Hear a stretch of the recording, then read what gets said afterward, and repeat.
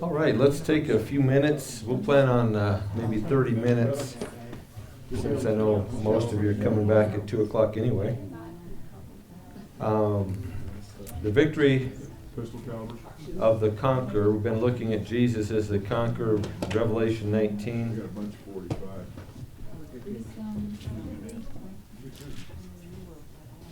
Then I saw an angel standing in the sun, and he cried out with a loud voice, saying to all the birds which fly in mid-heaven, Come, assemble for the great supper of God, so that you may eat the flesh of kings, and the flesh of commanders, and the flesh of mighty men, and the flesh of horses, and of those who sit on them, and the flesh of all men, both free men and slaves, and small and great. And I saw the beast and the kings of the earth and their armies assembled to make war against him who sat on the horse, and against his armies. And the beast was seized, and with him the false prophet, who performed the signs in his presence, by which he deceived those who had received the mark of the beast, and those who worshipped his image. These two were thrown alive into the lake of fire, which burns with brimstone, and the rest were killed with the sword which came from the mouth of him who sat on the horse, and all the birds were filled with their flesh. And we read that last week. We began looking at the fact that an angel, once again, is playing a key role in one of these end-time scenarios that's been described in the Apocalypse of John, also known as Revelation. And we talked about the angel standing in the sun and had some interesting ideas, food for thought, last week about what does that mean, what does it look like, and then we also looked at the fact that angels have several times in Revelation now cried out with a loud voice. And in this particular case, he addresses all the birds which fly in mid-heaven. And we remembered that in chapter 8 and chapter 14, we saw the birds as well. We talked about the judgment on Cush. And what is Cush, you remember? Modern day. Iran. No, it's in Africa. It's right there. It's right there. It's northern Africa. Next to Egypt. Northern Africa. It's not Egypt. It's not Chad. It's not Sudan. Okay. Well, I said it was next to Egypt. It isn't. It's Ethiopia, by the way. Ethiopia. Okay. But here's Egypt. This isn't a real accurate map, but it's mostly accurate and made by some dear folks there in Mali. And so the curse on Cush, the judgment on Cush, modern day Ethiopia, they will be left together for mountain birds of prey, and for the beasts of the earth, and the birds of prey will spend the summer feeding on them. Jeremiah 7:33, let's take a look at that, and we'll read the text here before we finish up today, but let's take a look at Jeremiah 7. And I thought we read it last week, but even if we did, we'll read it again. 7:33, and the dead bodies of this people will be food for the birds of the air and for the beasts of the earth, and none will frighten them away. Mm-hmm. None will frighten them away. So they won't be scaredy birds like most birds that we think of, right? You have scaredy cats and scaredy birds. And so that brings us up more or less where we left off last week. And so let's go to Ezekiel chapter 39. Ezekiel chapter 39. And would love for a volunteer to read verses 17 through 20. Ezekiel 39, 17 through 20.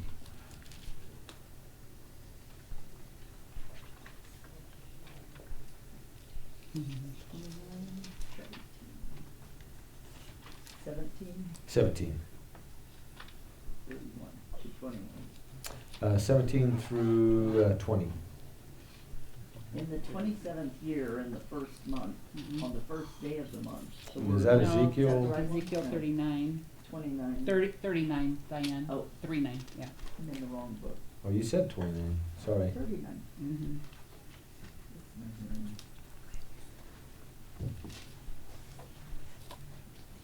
Thirty-nine. 17. As for you, son of man, Yes. thus Yep. says the Lord God, Mm-hmm. speak to the birds of every sort and to all beasts of the field, assemble and come, gather from all around to the sacrificial feast that I am preparing for you, a great sacrificial feast on the mountains of Israel. And you shall eat flesh and drink blood. You shall eat the flesh of the mighty and drink the blood of the princes of the earth, of rams, of lambs, and of he-goats, of bulls, all of them fat beasts of fashion. And you shall eat fat until you are filled, and drink blood till you are drunk at the sacrificial feast that I am preparing for you. And you shall be filled at my table with horses and charioteers, with mighty men and all kinds of warriors, declares the Lord God. And I will, that one. Yeah, that's perfect. And then we're going to look at Ezekiel 39:12 in just a minute. So if you want to hold on to that, Diane. It's good to hear you read again. We've missed you. So there's parallel accounts. So in Revelation 19, Ezekiel 39, on the catastrophic day of the Lord, and I've mentioned it and want to emphasize it's a short day. It's a brief but catastrophic day of the Lord, and there'll be destruction which will result in unprecedented slaughter. And there will be uncounted millions of bodies strewn throughout the entire 200-mile length.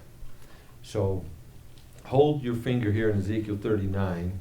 I want to finish the comparison in just a moment. Turn to Revelation 14. So Revelation 14.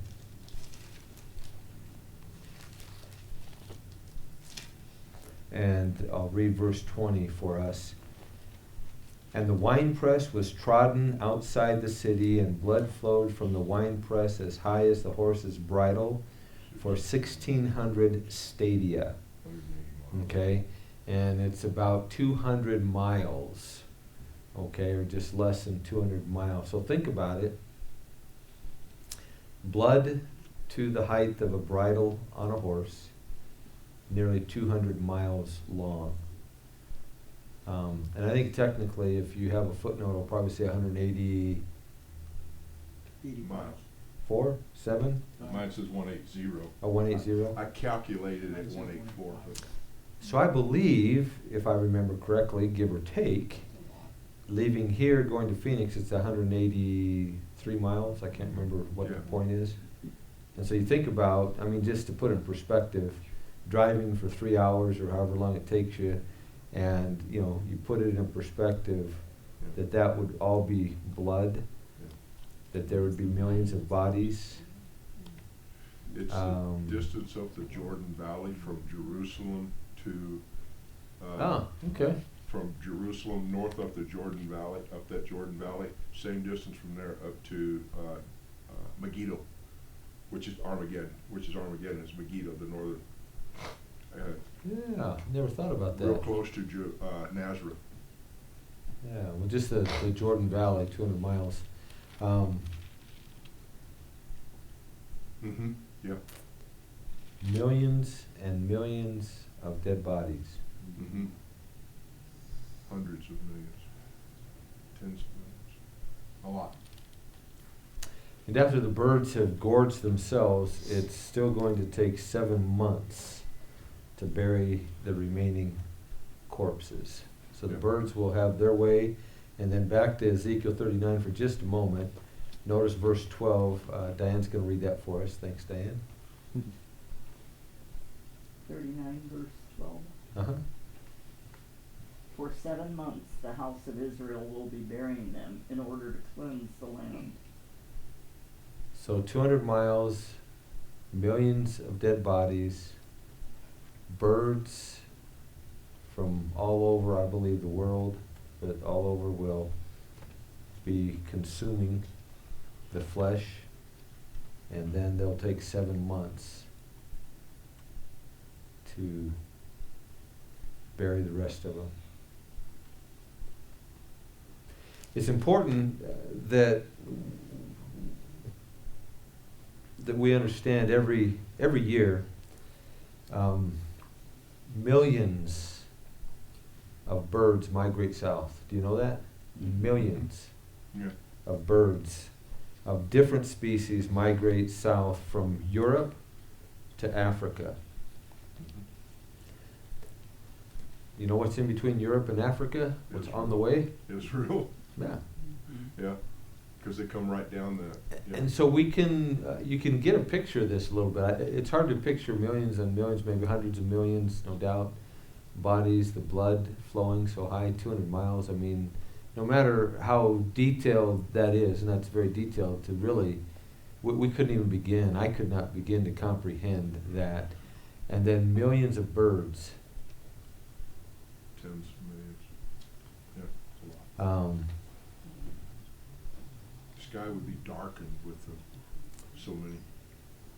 And I think I mentioned this a while ago. Maybe I did. Maybe I just saw there is a video, a little documentary, mini documentary that I ran across probably a few months ago about birds and jets, and specifically Israel.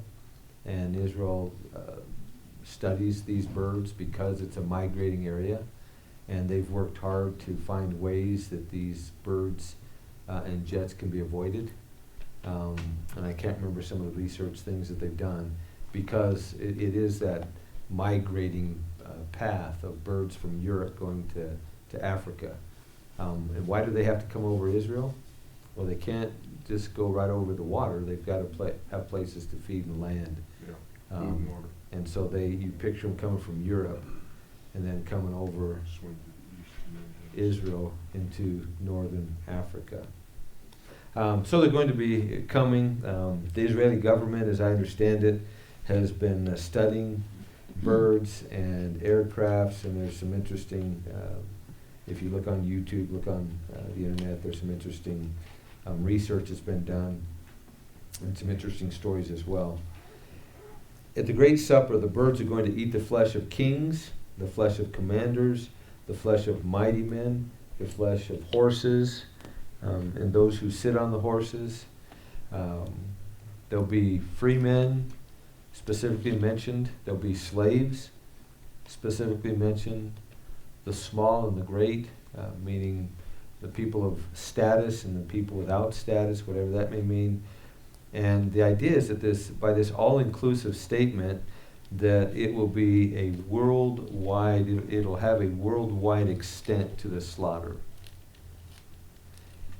Even today, if there are natural disasters, if there are economic disasters, if there are any disaster that we can think of, or impending tragedy, does it affect all people equally? Matter of fact, this has been in the news a lot, even just this last week.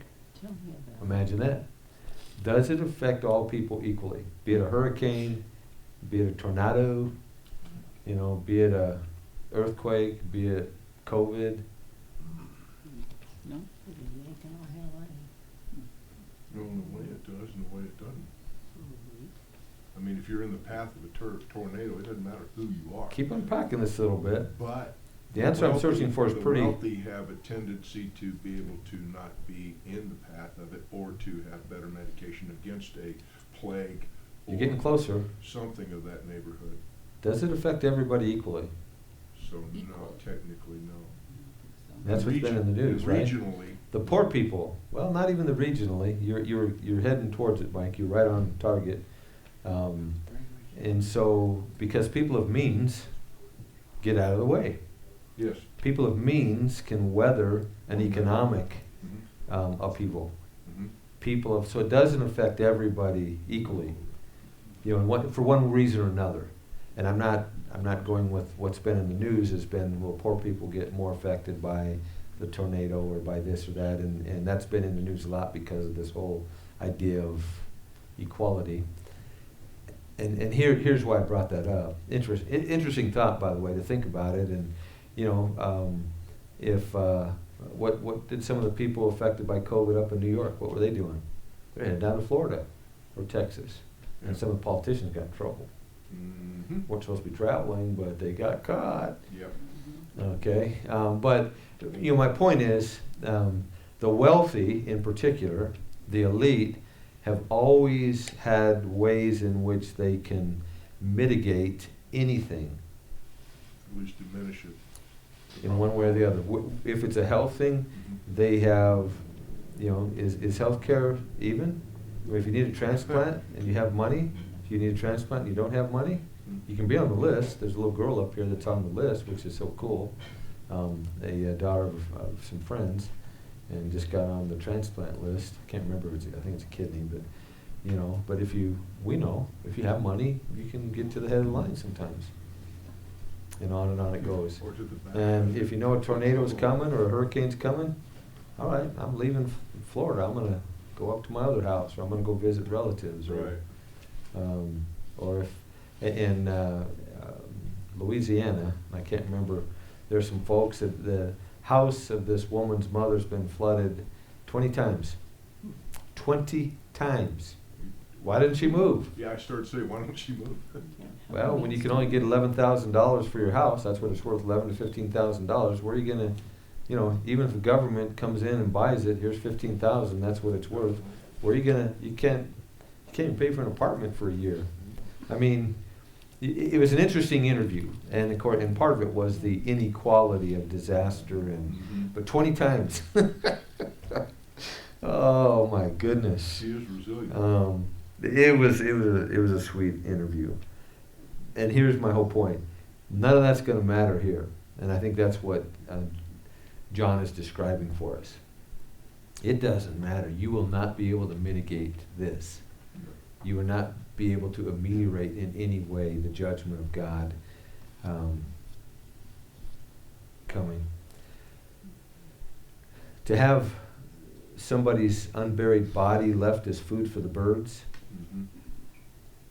besides just being gross, besides Alfred Hitchcock's The Birds movie, which we alluded to last week, what else comes to mind? Think of it. A body just laying out there and the birds just coming and... Zombies. Well, you got zombies, of course. I figured somebody... Sure.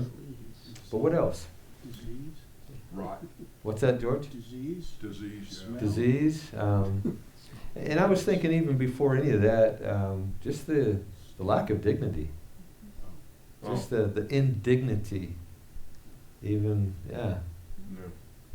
I mean, we think about it for just a moment. Even somebody you don't know, maybe even an enemy. I mean, would you allow that body just to be there? Or, you do something to protect that body from the birds, even if you didn't like the person. Hopefully. Oh, Do you see what I'm saying? Because there's just a sense of that is so disgusting and indignant. and Besides disease and. And if all those bodies are laying there, what's that tell you? It tells you there's no one left Someone, to bury them. If you're in a wartime and your comrades fall, there's somebody there to haul off the body or bury it or whatever. There's none left breathing. There's nobody left. So somebody's gonna have to come back The Jews for 7 months, right? The Israelis get Yeah, and bury them. yeah. So, With bulldozer. well, after World War Yeah. II, Mm-hmm. they Mass tried to. graves. Has anybody watched that? There's a great, and I mean it's well done, but a very moving biography. 10 Sessions. I can't remember what it's called. Last Man Standing. It's a name like that. I'm not talking about Tim whatever. Or It's a Tom. military series. Yeah, it's Band of Brothers. No. Band of Brothers. I'll have to look at it. I watched a few episodes a while back, several weeks ago.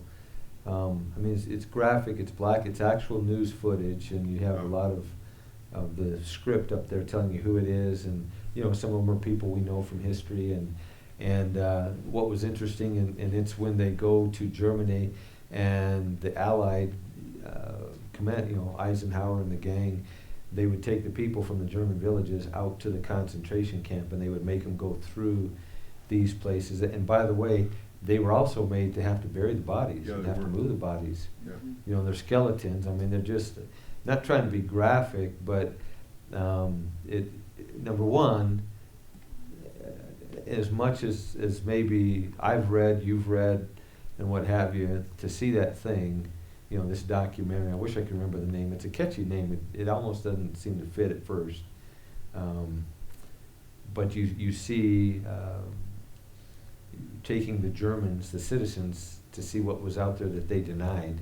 And then they had to be part of that, was part of the deal. You're going to bury them. Well, Eisenhower said he did that because he didn't want the Germans to deny that it was happening. Yeah. Yeah. Yeah, and you couldn't, and it's all documented, filmed, Yeah. and all that. The bulldozer comment reminded me of that. Yeah. And then it came to a point they couldn't do it. I mean, it was just too much. And so then, to their chagrin, and then they had mass graves, Mhm. that they put them in, and of course they had to put the lime and stuff. But then there was a point, and here's, at least picking up the bodies, even though they were kind of throwing them, I guess is a little bit more dignified than taking a bulldozer and just pushing them into it. But because of the health concerns, they finally said, we've got to do it this way. We've got to get these bodies buried. But the contrast of these citizens, men and women, and they're dressed up and this and that, and they're coming in kind of smiling in line, blah, blah, blah, and then to see them coming out Yeah. after they have seen what they knew by and large, I think, as I understand it, most of them knew it but denied it. And then, so to take that in my mind's eye and then put into perspective with trying to imagine what John's describing here. But what I wanted to make clear before we move on, I have a comment I'll read from Joseph Seiss, and that may be all we get to today, and that's okay, is that nobody's going to escape this. You can escape a lot of things now. You can mitigate a lot of things, even health things, financial things. But they will not be able to escape or mitigate or ameliorate these things. And I believe that's clearly what John is describing when he basically states the poor, or the free, the slaves, the mighty people, the people of status and stature, the people of no status, no stature, they're all going to suffer the same consequence. And it's Joseph Seiss who's writing about this, and he wrote this. This tells already an awful story. It tells of the greatest of men, made food for the vultures, of kings and leaders, strong and confident, devoured on the field with no one to bury them, of those who thought to conquer heaven's anointed king, rendered helpless even against the timid birds, of vaunting gods, of nature turned into its cast off and most dishonored dregs. And what is thus fore-intimated soon becomes reality. The great conqueror bows the heavens and comes down. He rides upon the cherub horse and flies upon the wings of the wind. Smoke goes up from his nostrils and devouring fire out of his mouth. He moves amid storms and darkness from which the lightnings hurl their bolts and hailstones mingle with the fire. He roars out of Zion and utters his voice from Jerusalem to the heavens, and the earth shake. He dashes forth in the fury of his incensed greatness amid clouds and fire and pillars of smoke. The sun frowns. The day is neither light nor dark. The mountains melt and cleave asunder at his presence. The hills bound from their seats and skip like lambs. The waters are dislodged from their channels. The sea rolls back with howling trepidation. The sky is rent and folds upon itself like a collapsed tent.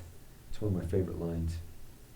The sky is rent and folds upon itself like a collapsed tent.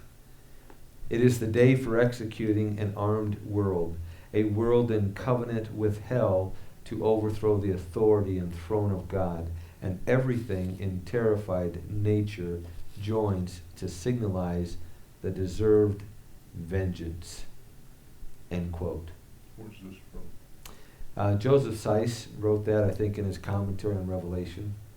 And I believe that commentary was printed about 30, I don't know how old he is, but How do you spell Zeiss? Zeiss or Seiss? Seiss, S-E-I-S-S.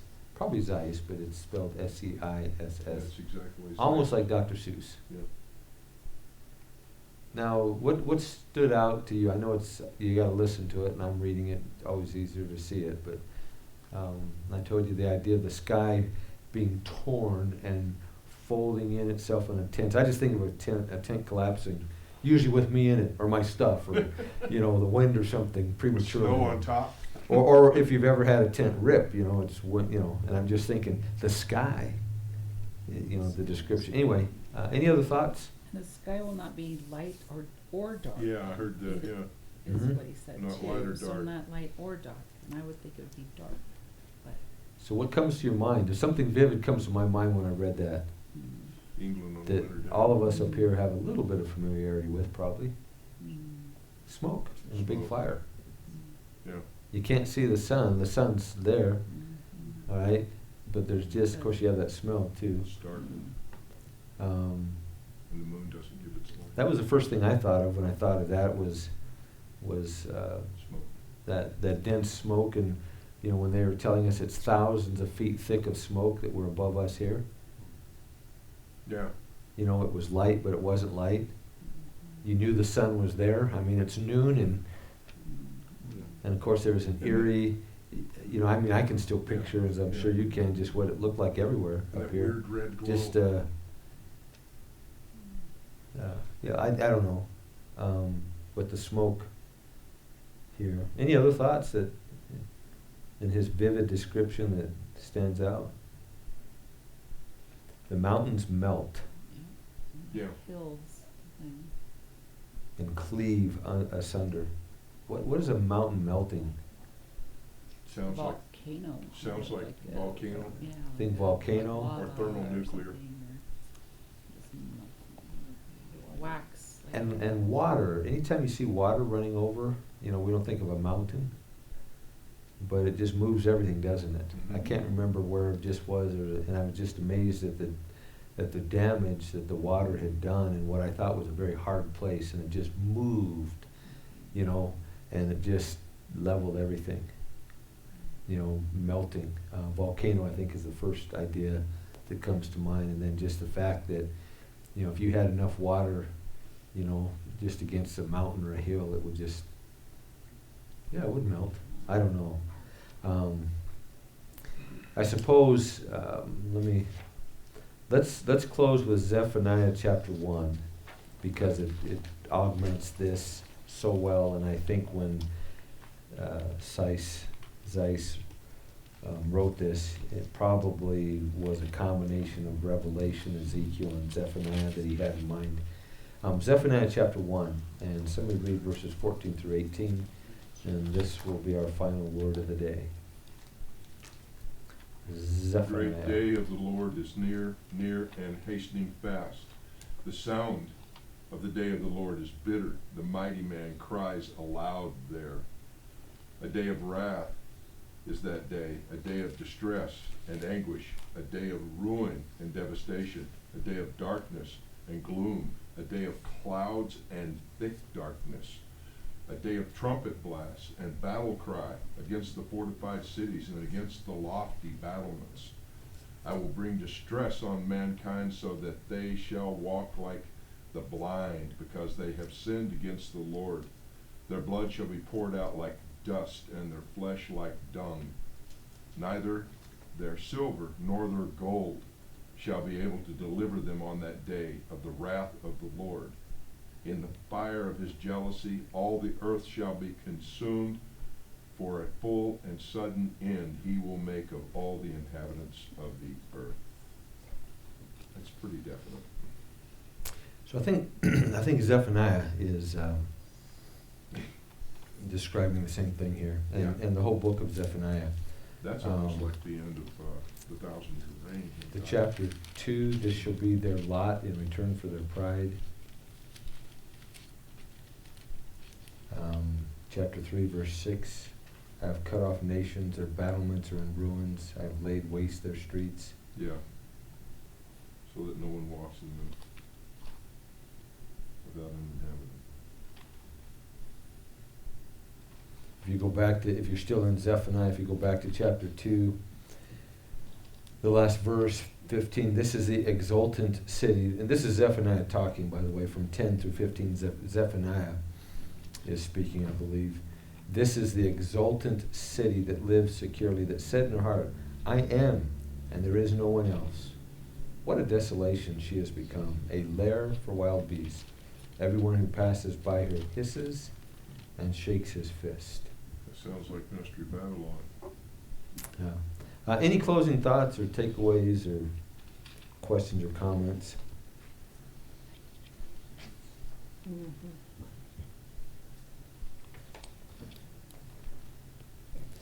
As this next stage of this vision here in Revelation 19 unfolds, John sees the beast and the kings of the earth and the armies, and they're assembled and ready to make war. Say it again, I'm sorry. Just as we come to this particular area, going back to Revelation 11, Revelation 13. Okay. But John is seeing the beast, he's seeing the kings, the armies. I mean, just try to imagine that for a moment. We'll pick up here, Lord willing, next week. They're sitting on their horses. The army is set. The beast is Antichrist. I think that's clear. And this is the last leader of the last great empire in human history. Mm. And Antichrist's worldwide empire. He had a vision for the world, didn't he? And he created a worldwide empire, and it's going to be divided, and it's going to be destroyed. That which is most formidable. And one of the reminders that I've tried to frequently mention is, as we look at old empires, a benefit, I think, of taking a look at history. Look at great empires. And there have been some great ones. Very, very powerful, amazing, beautiful, incredible. I was just, I think on my screensaver yesterday was Athens, Greece. I can't remember that. And I'm just, every time I see those things, I marvel at those columns and these walls and how this thing is still standing. And what I really wonder is, what did it look like when they first built it? Mm. Yeah. What must it have looked like in the sun? And all that stone was white. And the detailed columns and these great big buildings. And it was a monument to man. It was a monument to their gods and goddesses. You try to think what it was, and you think of these powerful societies of the past, and the most powerful one is coming. Yes. And it'll be toast. So, Father, thanks for your salvation. Thanks for your presence. Thanks for the peace that passes all human understanding. The fact that, Lord Jesus, you are the way and the truth. And you are the everlasting, eternal life giver of those who will receive the gift that you give. And so, Father, in light of this, may we be the people you desire us to be as we go forth, not in fear, and certainly not arrogantly, but with an increasing confidence and a deepening compassion for those around us and for the call to which you have called us and in the places in which you have placed us. So may you be glorified in us today and in every day you give us to live. We pray in Jesus' name. Amen.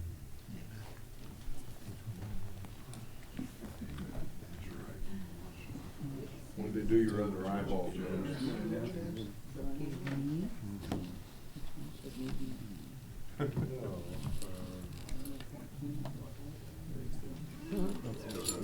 Really? It's a black and white documentary. It's 10 episodes. But it's not Band of Brothers. It's more documentary than that. This is a documentary. That's what it is, and it's got a weird name. It's I think it may be No Man Behind, something like that. No Man I think Behind. that may be it. No Man Behind.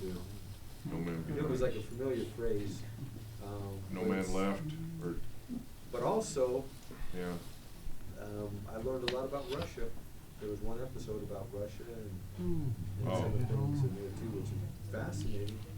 One of my customers that I've helped him out just building some stuff. He's more of a real estate type of a guy, but he does some work on a house. He's from one of the stands, Kazakhstan, Likistan, something. But he, right there. That's Liechtenstein. Yeah, right there at the Russian border, and he grew up in there. And so he's basically Russian. And he knows the history, he's around there. His parents were Russians under Stalin. He said the current leader of Russia is just a duplicate of Stalin. He's Stalinian in his approach. He doesn't care about human life or anything. Yeah, he's What was that interesting evil. about Russia, this one, and I He's forgot that about evil. that, one of the episodes, a couple of them was, you know, and it was kind of pro-Russian. You know, and part of it was from the Soviet, it was their propaganda. Yeah. And, you know, how did they sell certain things? And of course, there's a lot that I think we can learn Mhm. from understanding, you know, why did Stalin do what he did? How did he get to the place where he could do it? What was the whole thing? It's all the wheat, by the way, a lot of it from Ukraine. Mhm. You know, they were starving their own people, and then, what's his name? He was just debunked, or defrocked, or uncrowned within the last couple of years, the reporter for Hmm. New York Times, or, you know who I'm talking about? Tom knows. Tom knows. Tom knows. Come on, tell us, Tom. This is the guy, an American reporter in Russia, lying to the American people, No. reporting Yeah. the propaganda. Oh. And the whole mechanism, so you had all kinds of foreign reporters and stuff there. They're being wined and dined. Started and saying there was debauched kickbacks to and that. everything else, and they're not getting, but there were a couple, and true stories where they were, of course, most of them ended up being killed, but they get out and saw what was really happening. And you talk to the people their families died, they have no food in the Yeah. village. Then why, how all of a sudden you have a village full of people and there's only a handful of people in there? Yeah. See, and all that was kept from the world, Mhm. and you had this particular reporter who got a Pulitzer, that's why it was of such notoriety. And they took the Pulitzer back. Yeah. Good. Good. Yeah. Him and Stalin. Another Who was the one interesting that thing took over about for world Stalin? powers. Not finding it. Lenin, Stalin. Who was the one that took over for Stalin? Yeah, I'll have to look, it's, He's yeah, dead. now I'm curious, I never finished it, but Stalin. it was fascinating. Well, I'm not finding it. I'll look for it, James, and if I find it, I'll make a note of it.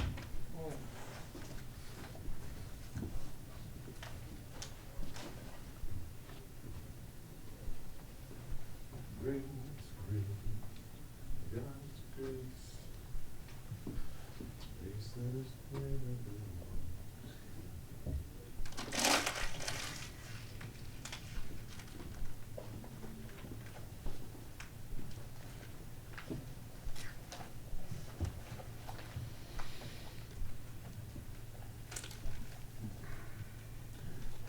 Hanging around I've got a handful. during Do you have till a more till modern two? version of this? A more modern? I don't know. If you, 2022. probably, if we have a copy, contact Cindy tomorrow in the office. Another interesting thing about empires, If we don't have one. she a lot of can them had put one in or just put about one the in. same expiration date. Well, even take 250 it much as a years. PDF or Yeah. Oh, okay. No more. Yeah, talk to The Cindy. Roman Empire, the British Empire, the The British was the I believe biggest. they did, the Persian Empire. The British was the biggest, had the most possession in it before it fell. 250 years. Looks like you're still Huh? white. 250 years. Yeah. Same as the Roman Empire. Same as the Persian Empire. The Roman Empire was over 1,000 years. Well, the Eastern Roman Empire was, the Western Roman wasn't. Well, The Eastern Roman Empire didn't go out till Constantinople crashed. right. Yeah, but the Western Roman Empire went out with, The Moors.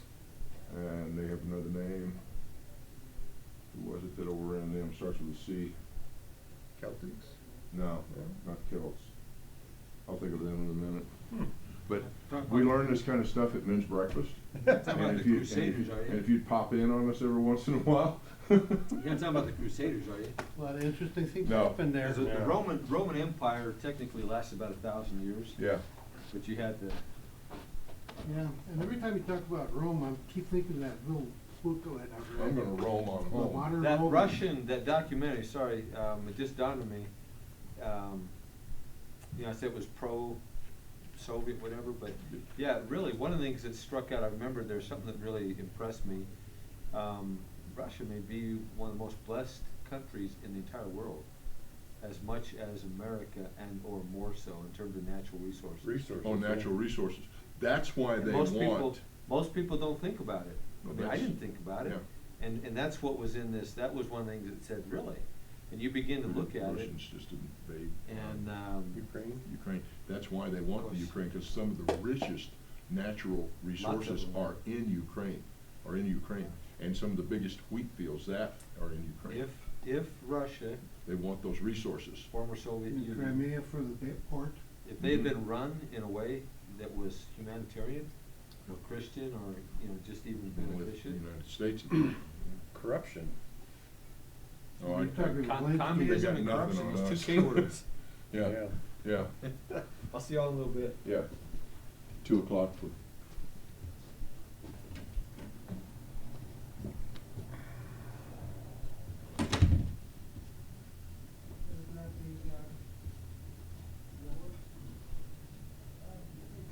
grab it after the service this afternoon.